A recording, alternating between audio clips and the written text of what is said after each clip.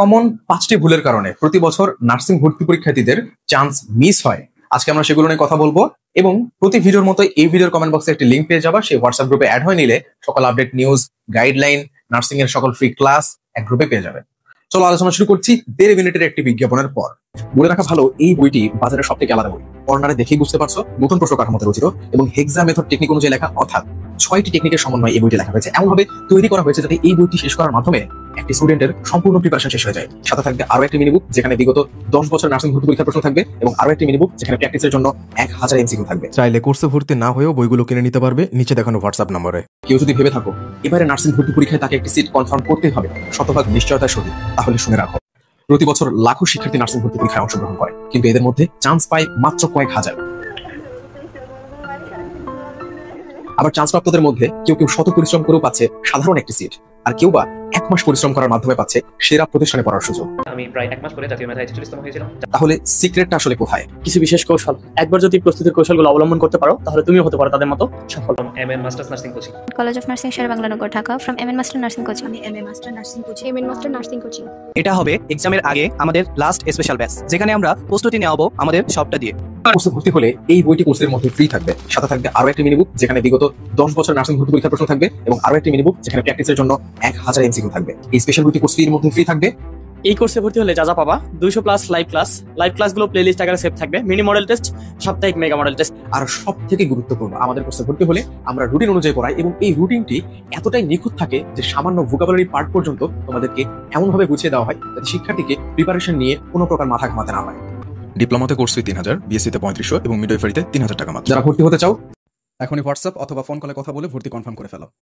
আচ্ছা, আমি বলি আলহামদুলিল্লাহ অনেক বছর থেকে পড়াইতেছি এবং হাজার স্টুডেন্টকে দেখার তৌফিক আল্লাহ দিয়েছেন এবং সেখান থেকে কমন কিছু প্রবলেম পেয়েছি 5টা।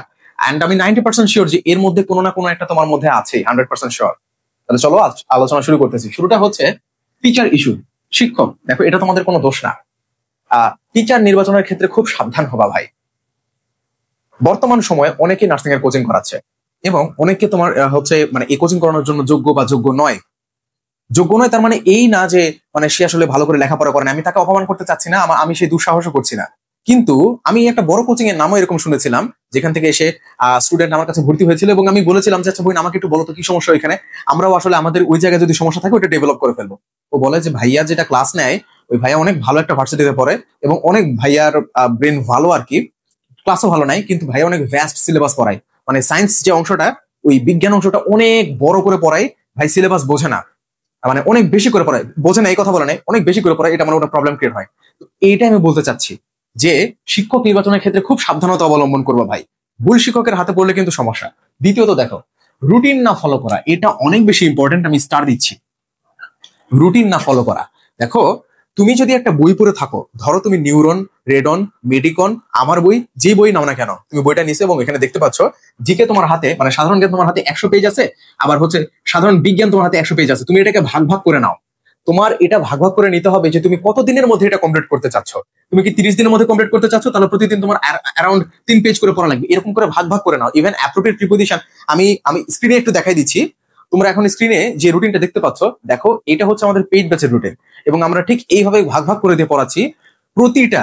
তাহলে তোমার একটা আলটিমেট ডেস্টিনেশন থাকবে যে তুমি কই থামবা এবং কোন সময় তুমি আবার ওগুলো রিভিশন দিবা। তোমার পড়া শেষ কখন, রিভিশন দিবা কখন, নাহলে কিন্তু অথই সমুদ্রে ঝাঁপ দিলে কিন্তু প্রিপারেশনে কিচ্ছু বুঝবা না।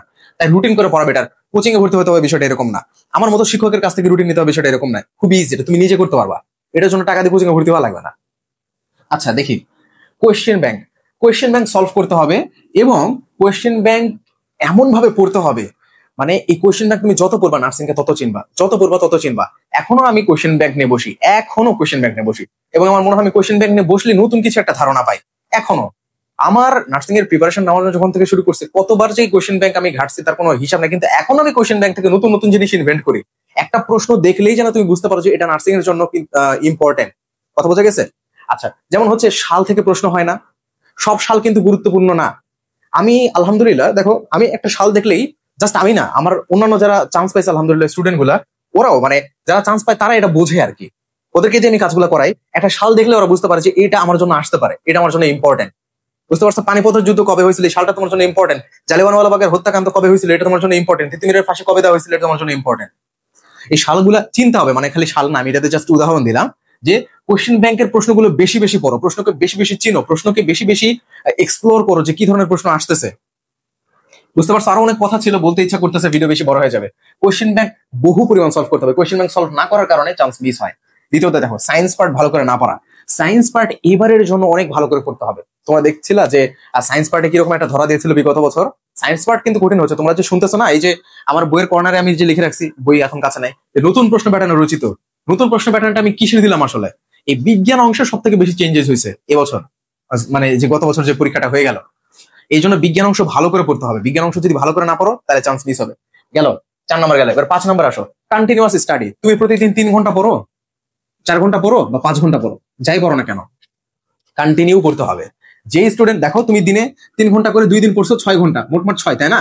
কিন্তু তুমি যদি এই কাজ করো যে একদিনে 4 ঘন্টা পড়ছো, আরেক দিনে 2 ঘন্টা পড়ছো, মোটমাট কিন্তু 6 হয়েছে, বাট তোমার দ্বারা চান্স পাওয়ার পসিবিলিটি খুবই কম। কেন?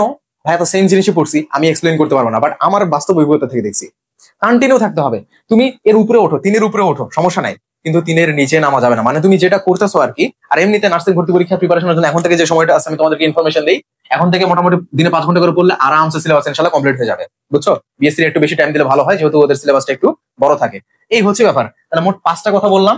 আমাদেরকে শিক্ষক নির্বাচনে সাবধান থাকতে হবে, আমাদের রুটিন অনুযায়ী পড়তে হবে, আমাদের কোশ্চেন ব্যাংক সলভ করতে হবে, আমাদের সায়েন্স পার্টে গুরুত্ব দিতে হবে, নাহলে হচ্ছে গিয়ে চান্স মিস হতে পারে, এন্ড কন্টিনিউয়াস পড়ালেখা করতে হবে, নাহলে কিন্তু আমাদের চান্স মিস হয়ে যাবে। আশা করি তোমাদেরকে খুবই গুরুত্বপূর্ণ জিনিসগুলো বলতে চাইছি এবং বলতে পারছি।